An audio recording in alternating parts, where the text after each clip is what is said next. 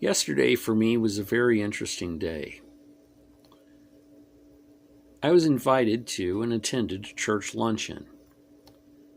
I can't remember, and I don't think I'd ever actually been invited to or attended a church luncheon before. There were about a dozen people that had gathered, and we shared a wonderful lunch that included potato or vegetable soup that was homemade, some bread. I think it was homemade too.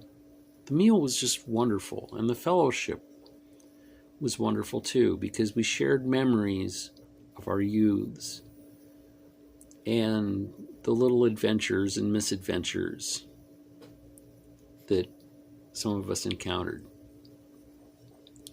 All while this was going on, what I didn't tell anybody is that I was actually thinking about anchovies. That's right, anchovies. I'm 50% Italian by heritage. I'm 100% American. But nonetheless, there's a legend that I remember being passed down to me about anchovies. And basically, it came down to anything that was prepared in an Italian meal that had anchovy in it was called del re, which meant of the king. The reason for that was because the king of Italy was expected to eat anchovies. All right. Now, anchovies actually are bait. All right.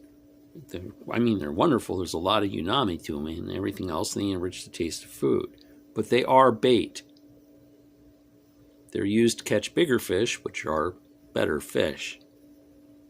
And then the people of the country can have fish to eat with their food and sustenance. But sometimes they can't catch all the fish and they've got to eat the bait. The king was made to eat anchovies so as to remind him that sometimes the people beneath him didn't have enough. I was thinking about that yesterday while the east wing of the White House was being torn down to make room for a ballroom. And I was wondering about the contributors to the ballroom and the destruction of the East Wing. Why couldn't they have just donated that money to help the homeless? To help provide them with a better meal than, say, anchovies. If they even have that. Have they forgotten what it's like down there? Reporting from the United States of America, my name's Bruno Biava. Good luck and Godspeed, everybody.